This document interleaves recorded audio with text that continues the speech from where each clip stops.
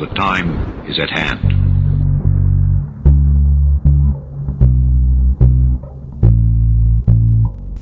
From the crackhead capital of the world, in Williamson, West Virginia, you're in Dark Places. I was a huge wrestling fan from like 1983 until about 2006 or so. It's kind of lame now, but it used to be fun. I loved it. On June 7th, there was this little independent wrestling show in Beckley, West Virginia. It's a couple hours away from me. They had like 30 old wrestlers from the 80s and 90s there doing meet and greets and autographs and stuff, trying to draw attention to their little independent circuit. So, gotta give them kudos for trying. A lot of the guys that were there were huge influences of mine. I love those guys, especially the old tag team in the 80s and early 90s called Demolition. They painted their faces up and they wore spikes out to the ring and stuff. They were scary guys, and I loved them. When they started out, they were supposed to be the bad guys, and I was still just kind of drawn to these guys and just really loved them. So Demolition was there in Beckley, West Virginia, signing autographs. And Ted DiBiase and Scott Steiner, Bubba Ray Dudley, Jerry the King Lawler, bunch of people. And I had watched those guys on TV for years and thought it would be really cool to meet them all. And I had been planning to go to this big independent wrestling thing for like the last 6 months. I was going to go. Then I started seeing the prices of what those wrestlers charged to have a picture taken with them. And every one of them was like $20, $30 just to stand there and have a picture took with them. It was like at least 10 of those guys that I would have loved to have met. And I was thinking, I have to have a picture with every one of them, but I'm not going to pay that kind of money. That's going to add up. So I ended up not going. I was talking to Jimmy on the phone the other night, and I was telling him about the wrestling show that I wasn't going to go to. And we just got on this big wrestling kick, telling stories to each other of like our favorite wrestling memories and stuff like that. Jimmy said, let's just do an episode about wrestling stories. And I was like, you know what? That would be amazing. So this is the Rasslin Ring. If you're new around here, we normally read paranormal stories, Bigfoot, UFOs, and stuff like that. We're going to kind of change things up a little this week. And who knows, maybe I'll find a paranormal story to throw in just for our regulars. Ladies and gentlemen, this is Championship Wrestling promoted by Bill Zacko, supervised by the State Athletic Commission, the Honorable J.J. Binns, Chairman, Francis Walker is the Executive Secretary, and the officials assigned, Chief Deputy Commissioners in charge. Welcome to Junebug and Jimmy's Rasslin Ring. The first story I want to kick this off with is when I was in, I think it was junior high or freshman in high school, my health teacher was Mike Katz, who was he played for the New York Jets. He was a professional bodybuilder. He won Mr. America, Mr. Universe, Mr. World, and he was my health teacher. And he owned a gym in Hamden, Connecticut. And as far as I knew, that there were only 2 gyms in Connecticut. It wasn't like it is now, and there's one on every corner. And he gave had a special bargain. Any of his students that wanted to join his gym, it was called World Gym, could join for $99. It was something like either $99 lifetime or $99 locked in for lifetime, something like that. It was very reasonable. Might have been $50, I don't remember. But I was 15, 16 years old, and I started going to his gym, and little did I know that WWF at the time, and they still do, I guess their home offices are in Stamford, Connecticut, so we weren't, that far away from there. And so I'm lifting my little weights and stuff, and all of a sudden I see wrestlers right next to me that I saw on TV working out in the same gym. one day I was doing the, is it called decline? I'm not sure. Decline, incline, whatever. It was like bench pressing, but your head's down towards the ground. And you lift the bar up, of course. And, of course, I was trying to put on too much weight without a friend or spotter around to show off in front of the wrestlers. Anyway, I got stuck on my neck. And I was trying to be cool. I said, oh, I'll get this up. Anyways, I think I started choking. I said, okay, I'm going to die here. Who cares? Started kicking my feet and stuff. And I think it was Adrian Adonis came right over and picked up the bell with one hand, the barbell with one hand, and put it back in its spot, and shook his head and walked away. That's one of my memories from that gym. Holy mackerels. And the referees for this hour of wrestling, Danny Davis, Dick Worley, Billy Caputo, and my name is Jericho.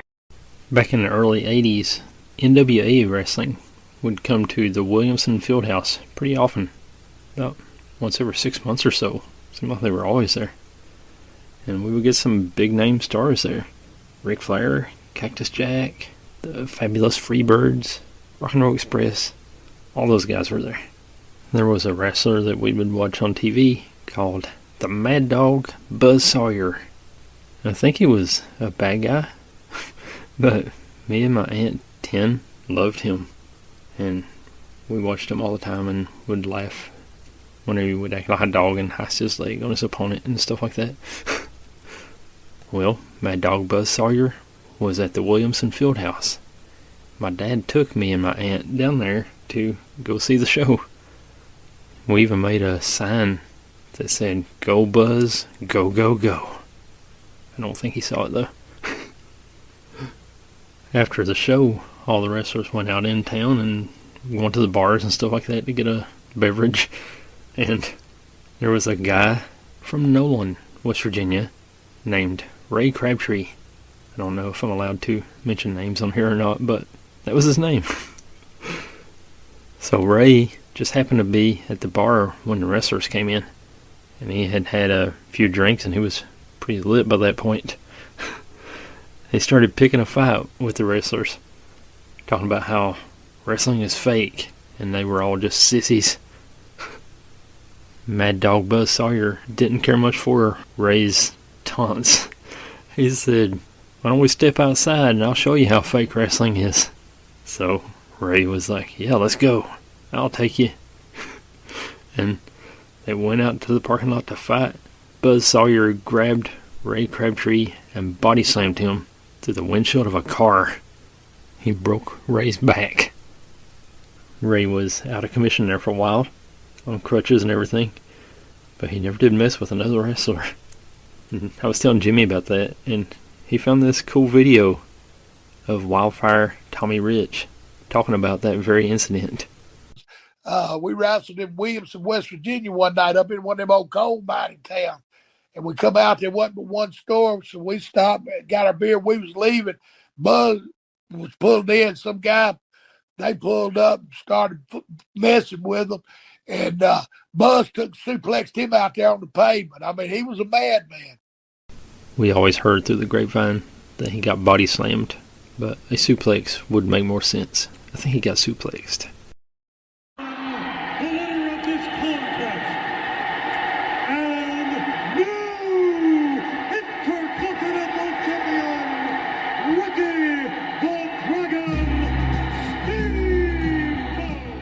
Here's a quick little story for you. Again, I was probably about 16 or 17, and my girlfriend at the time, she had a paper route that was only literally about 3 blocks around her house. Back in the olden days, we had a paper delivery. And she would go on vacation with her parents sometimes, and I would do her route for her. And she would write down all the customers' names and their addresses on a piece of paper for me with little notes. You know, this one wants it on their steps, this one wants it in the mailbox, this one wants it on the front lawn, whatever. So there's one particular house, the Fugees. I just thought it was people named Fuji. And It's my turn to deliver there, and they wanted it on their front steps, so I had to go down their little walkway and throw the paper on their steps. And then I see Mr. Fuji in the yard, former tag team champion, along with 2 or 3 little of his children who were running around the front yard dressed in less than what sumo wrestlers wear. I don't know why. Maybe it's a thing, but that's my memory of delivering papers and delivering to Mr. Fuji. Thank you.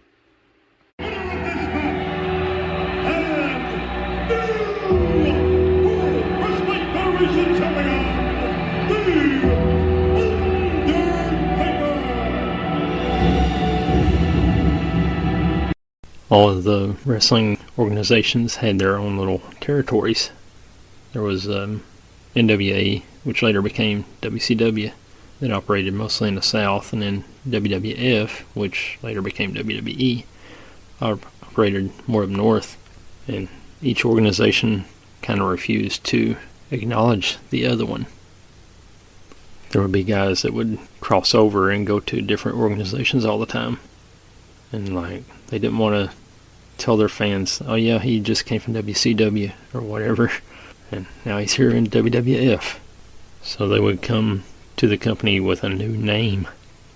I saw The Undertaker at the Williamson Fieldhouse when WCW came there. It was right after Ted Turner had bought NWA and made it WCW. And we were kind of freaking out because all the ring ropes and the apron and everything said WCW on it. And we were paying to see NWA wrestling. We didn't know what was going on. It was weird. But The Undertaker was in WCW known as Mean Mark Callis. I saw Mean Mark Callis at the Williamson Fieldhouse. Thought he was a cool wrestler. A couple years later, he left WCW. He went to WWF. And he became the legendary Undertaker. So, back around 1997, my Uncle Tim took me and my cousin Ryan to see Monday Night Raw in Huntington, West Virginia. And the Undertaker was going to be there. So I made a sign that said, Mean Mark Callis rules. So Undertaker came out to the ring and he's doing his whole shtick and being all evil and intimidating and everything. And he looked at my sign and looked kind of confused. Mean Mark Callis rules? How does he know? That's my Undertaker story. The WWE Universe pays tribute to a truly pioneering superstar. WWE Hall of Famer, Chief Jay Strongbow. Let me tell you a little story about, I said, I'm learning that a lot of these wrestlers, because they're based in Connecticut, lived in my town for some reason. Maybe they had special housing or something. I don't know. But our local supermarket where everyone went was Stop and Shop. Still is. And one time when I was in Stop and Shop, I saw the magnificent Morocco beach bum in the wild with a box of Pampers under his arm walking to the register. That ruined everything. I only knew him from being in the ring. And then another time, same thing at Stop and Shop, I see Chief Jay Strongbow dressed like a regular human at the deli counter ordering Genoa salami. Little did I know, I figured he was from a reservation, but apparently his real name was Luke Scarpa, an Italian fella. All this from a slice of gabagool. The gabagool. Gabagool. This is not my story. This is my buddy Kyle Leveren's story. Kyle was a newspaper reporter. He wrote for the Williamson Daily News. And anytime any kind of sporting events would come to the Williamson Fieldhouse, he would go down and do stories for the newspaper. One time back in the 80s, NWA came into town, and Kyle was there to report the story and take some pictures for the newspaper and stuff like that. So Kyle was standing there, and this guy came up to him and started talking. He's like, hey, you enjoying the show? And stuff like that. And Kyle said, I'm not really a fan. I'm just here to report for the newspaper. He talked to the guy for a couple minutes or whatever, and he later found out that was Roddy Piper. So that was pretty cool.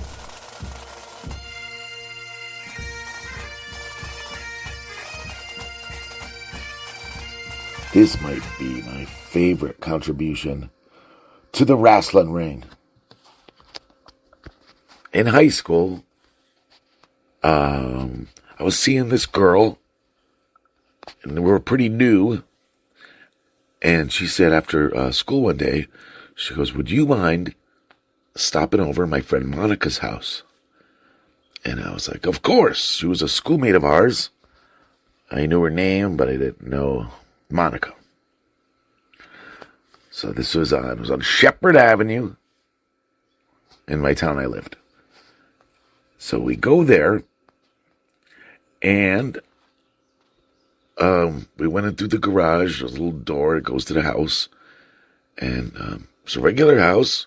Nobody else was home, and there's a bunch of VHS tapes all over their TV.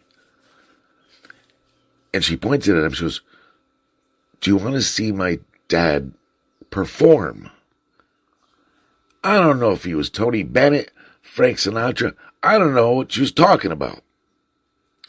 I didn't go up and look at the tapes. I don't know if there was writing on them or whatever, but apparently they were Rasslin tapes. So I remember she had a little cat that was walking around. So we hear a car come into the driveway. She's like, "Oh no, my dad's here." I was like, "Why is that? Oh no." She goes, "He doesn't allow me to have guys over the house." I'm like, "Oh, well, I'm with, my friend, my girl. I'm not here to bother you or anything." So guess what? Guess who I see walking down the frickin' driveway?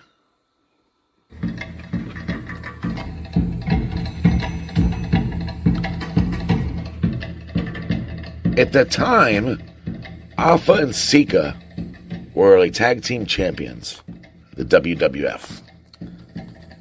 And this was Alpha. And then normally on TV, they showed them that they're wild creatures that come from some jungle, and their hair's all over the place, and they're like picking their nose on the air and looking all over the place like they don't understand what the announcer's talking about, the interviewer, and picking stuff out of their hair. And he was like dressed like a little gentleman with his hair in a ponytail, dressed very nicely. And he walks in, he goes, "Hi, I'm Alpha. Nice to meet you." Shook my hand. Didn't beat me up. And then he was calling the cat over. He's like, I don't remember what the cat's name was. He was like, "Here, kitty, kitty, kitty, kitty, kitty." And he bent down and pet the little cat and gave him some food. It's like, that's not the Samoan I saw on TV. And there you have it. At Ballard's, our delicious salads are now in new packages that seal in all that freshness and goodness. Lift the seal and enjoy the best in fresh salads. There's more with Ballard's new variety pack. Potato salad, coleslaw, and macaroni salad. Convenience in one package, only from Ballard's. And for a special treat, try Ballard's new corn dogs in your microwave. Taste the difference. Ballard's brings the best to you. Going back to the gym days, when I used to go to the World Gym where a lot of the wrestlers worked out there. I don't know, I was probably 15 at the time, and my friend Ricky that lived next door, we both watched wrestling all the time. Everyone did back in those days. And they were doing a celebrity, they were having two wrestlers appear at the gym, so you can get like you get a picture with them and their autograph. And so the wrestlers that were appearing there were Rick McGraw, and Steve Travis, who were on TV all the time at that time. So we both got our pictures taken with Quick Draw Rick McGraw and Steve Travis. So within, I don't know, a couple of years, Rick McGraw died to death. Dead. And then shortly thereafter, Steve Travis died. And I have a picture, even when I was younger, I have a picture with wrestlers that are dead. Okay, that wasn't a really good story. Thank you.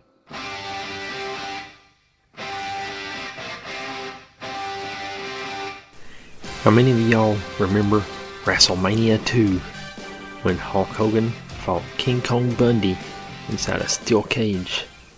Very exciting. King Kong Bundy had his manager, Bobby the Brain Heenan, in his corner. At the end of the match, you can see Hulk Hogan. He's just pounding on King Kong Bundy. He's getting ready to be victorious in the match. You can see Bobby Heenan right in full view of the camera outside of the ring with this prototype super soaker looking thing spraying red food coloring on King Kong Bundy's head to give the illusion that Hulk had just busted him open. It's pretty corny. Check it out. The professional wrestling world is remembering the voice of a generation of fans. Former announcer Howard Finkel passed away yesterday at the age of 69. He made his debut at Madison Square Garden in 1977. When World Wrestling Entertainment was founded, Finkel was the first employee hired. The cause of his death was not disclosed, but Finkel has been dealing with health issues that have kept him out of the spotlight for the past few years. I put that in there to lead up to one of my stories, only because Howard Finkel had the best announcing voice ever when you were a little kid. And every once in a while, he was so small and frail that once in a while, one of the wrestlers would attack him. And you're like, oh no, the big giant wrestler's beating up Howard Finkel.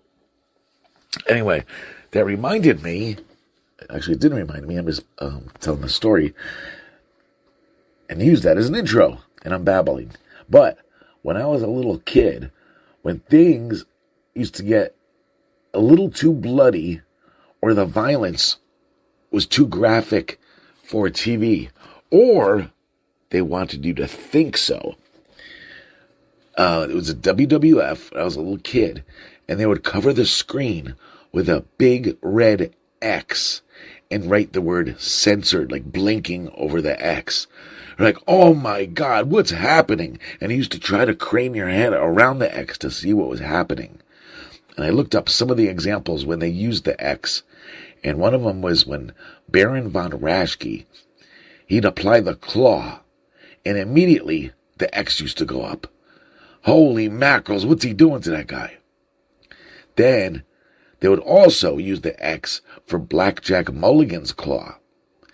And then, I guess some more reason, to me it's recent, but the Magnificent Morocco, who I saw carrying Pampers at Stop and Shop and ruined my illusion, bloodied up Jimmy Superfly Snuka with a microphone in 1983.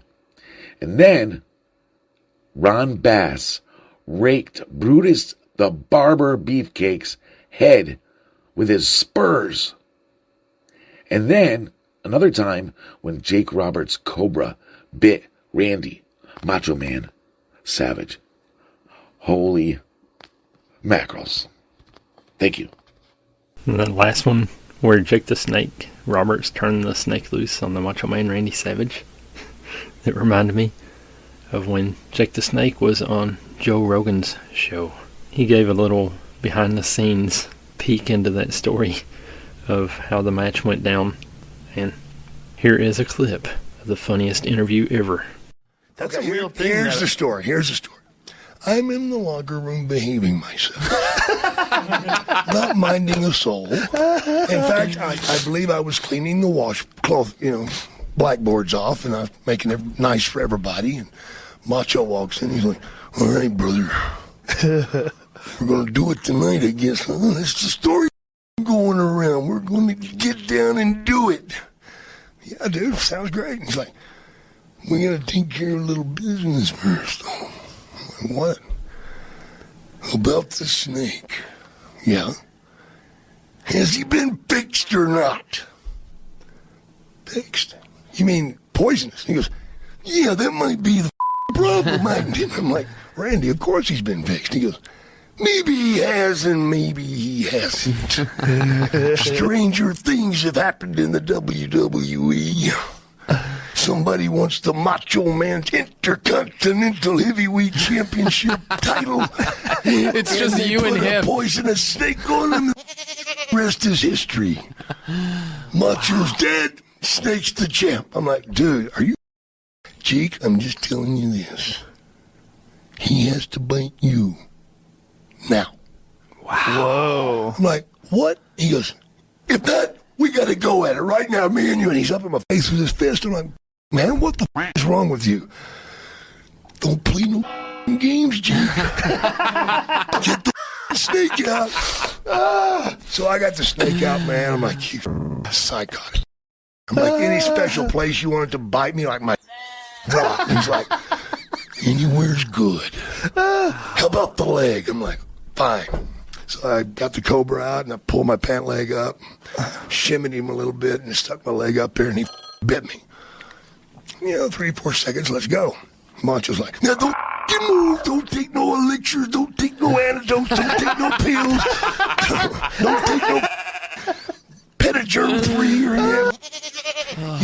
Just sit there. I want to see the poison go through your body. That's a great Macho Man. Kidding me, man? And finally, after about 10 minutes, he's like, I guess you're going to be okay. Well, I'm sorry to make you happy. I could have died. If I'd known you want me to die, I'd have died. He's like, okay, but tonight, brother, do me a favor. Once the snake lets go of me, bring him back. I may want you to hook him back up again, because I want this idea. Because both big money, yeah. Can you dig it? Dig it. All right, we're out of here. Boom. Wow. I'm sitting there like that. You wait. Man. Because it's one thing to get bit in the heat of a moment. Right. But to sit there and get cold, have to hike your pant legs up and let a snake chew on you to make a happy. Come on, give me a break, bro. You're asking a lot. So if all those people were there, it probably it wouldn't have hurt. It wouldn't have hurt. I wouldn't have felt anything. Right. But to sit there in the locker room cold, really? No blood's pumping, nothing. So I remember during the match, we do the match, and boom, comes time. Tie him in the ropes, get the snake out. Okay, let's make sure he's a little unhappy. So I turn my back to Macho Man. He doesn't see me. And I paintbrush out of this snake, man. I pounded that. When I hit him that second time, his mouth flew open, brother, and he's looking for anything to like us. And I just went, whoa, and took him to Macho Man, and boom, he latched on. And he's chewing. I'm like, Macho, doing a great job. He's like, wow, Randy, you look so believable. Macho Man was not happy about that. When I was a little kid at the New Haven Coliseum, there was this big match, a big grudge match that was happening. The main event was Greg the Hammer Valentine versus Chief J Strongbow. And this supposedly is after Greg the Hammer Valentine broke Strongbow's leg, like maybe a year before. And this was supposed to be the first match, to get revenge back on Greg the Hammer Valentine. They probably did this match in 70 locations and said it was the first one, but that's what it was billed as. And I got my seats weren't that good, but I was on the end of the aisle, but I was right near the tunnel where the wrestlers come running out. And I peek back there, and you know what I saw? Chief J talking to Greg Valentine like they were friends. And I was very sad, Junebug. I was very sad for little Jimmy. Thank you. On May 23rd, 1999, I went to my Uncle Tim's house, and me and Tim and Ryan, my cousin, watched the Over the Edge pay-per-view During that pay-per-view, Owen Hart fell from the rafters and died. He's going to do a stunt like a Superman type deal, flying down to the ring, and the harness broke and he died. And here's a story I found about it. Most of you wrestling fans remember Owen Hart, the youngest brother of professional wrestler and Hall of Famer Bret Hart. Unfortunately, Owen Hart had passed away during the stunt in May of 1999 at the Kemper Arena during the Over the Edge pay-per-view event. Playing the Blue Blazer, the witness states that Owen fell 80 feet to the ring, where he fell head-on to the belt buckle post, which holds up the ring ropes, and flipped to end up lying on his back. Owen was known for his acrobatic moves in the ring, but this was not part of the stunt. Owen was supposed to be making a superhero grand entrance, which went horribly wrong. There have been some videos around YouTube claiming that they have captured Owen's ghost. There's been employees claiming that they have seen someone wearing the costume of the Blue Blazer up in the rafters, as Owen himself was wearing the night of his tragic fall. There have also been reports of flickering lights and other power sources that have gone on and off in certain areas of the arena. Mike Young, the assistant general manager at the Kemper Arena, said that he has received emails of some sightings, but only from outside sources and nothing from his employees. For someone to lie about this tragedy and claiming to see the ghost of Owen would be very sad. Is the Kemper Arena really haunted by Owen Hart's ghost? How about this one? When you're a little kid and they used to bring a new character, his first appearance. The Ugandan giant, Kamala. It's funny because when I looked this up on the internet, Kamala Harris came up first, which is very sad. But Kamala, the Ugandan giant, and he wore face paint. He had paint on his chest, on his stomach. He wore a loincloth. He held a spear. He wrestled barefoot like he just came out of the jungles. Like you think, I don't know what who his manager was, but you're thinking, oh my God, the Grand Wizard of Wrestling was scouring the earth to find the next big thing. And they found Kamala, the Ugandan giant, in Uganda. Okay. The guy's name is Jim Harris from Missouri or Mississippi. That makes me very sad, Junebug. Thank you. When I was in 7th or 8th grade, 1989, 1990, that neighborhood, we would all get together and wrestle after school. This one guy had a big backyard, and it was perfectly square, so the whole yard was our ring. We would slam each other into the fence and stuff. And it was a lot of fun. Then I guess the neighbors kind of complained about all the noise and everything, so we moved our Rasslin Ring up into the hills. We found 4 trees that were close together and tied some ropes around them and made that our ring. That didn't work out so good either. We kept that for a few months, and all the other mean kids in the neighborhood would come and just destroy our ring. So finally, I moved the ring down to the creek bank down near my house so I could keep an eye on it, and tied some ropes to trees and stuff there too. But there was 10, 12 of us, and we would get together and wrestle every day after school, or in the summertime, or what have you. I mentioned Demolition earlier. They were at that Beckley autograph signing thing. I was Smash of Demolition in our little wrestling group. There was me and this kid named Jimmy. Different Jimmy. And Jimmy was Axe from Demolition. I was Smash from Demolition. We were the tag team champions. We would paint our faces up and terrorize all the younger kids. On Halloween night, 1990, I was thinking that we should just dress up in our Demolition outfits and face paint and stuff. Just walk around the neighborhood and scare people. Because we were getting kind of old for trick-or-treat by that point. But we weren't too old to scare people, I guess. So there we were kind of lurking in the shadows, hiding and walking around the neighborhood for an hour or so. Then Jimmy turns to me and gives me a little heart-to-heart. He said, "Man, I don't know, this whole Demolition thing is just ruining my reputation." And I was just devastated. I was like, what? And he said, yeah, I'm done with this stuff, man. I took it pretty hard. I was just yelling at him. I was like, yeah, man, what's your reputation? Girls? You'd rather hang out with girls than me? And he said, yeah, I would. And he walked home, and I was just standing there in disbelief. And that was the night that Demolition exploded. I had to get me a new tag team partner after that. Here's a little story for Rasslin Ring. My mom, no, this could have been the 70s or 80s. My mom bumped into Adrian Adonis somewhere, like out in the wild. And I don't remember I'll get the details for you another time, but he was mean to my mom. She goes, oh my God, but she loved him on TV. That was her favorite. She loved Adrian Adonis. She goes, he was mean to me. I was like, oh no. So then they went on a weekend trip to Atlantic City. She came back. She goes, I saw Adrian Adonis again. He was mean to me again. Oh, that little rascal. How about this one for the Rasslin Ring? When my mom, before I was born, my mom, I don't know, maybe she was cute in the day. They were my dad were at an airport for some reason.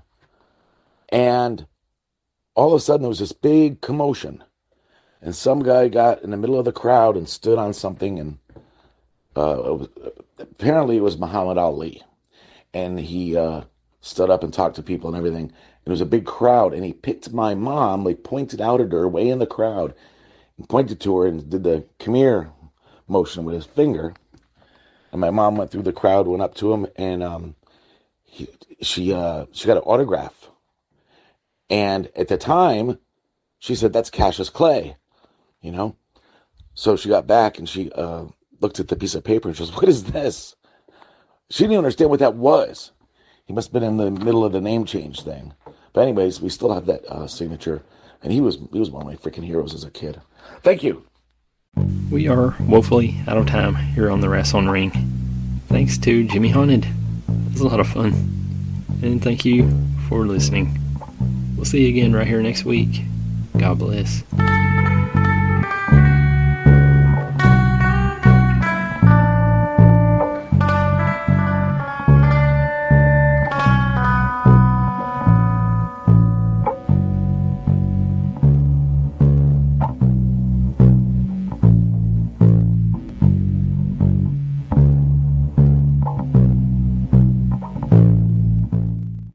I don't know. Imagine if you lose all your listeners. It's when In Dark Places Jump the Shark. Be like, Jimmy, I used to have all these friends and listeners, and they all abandoned me just because of your stupid wrestling idea.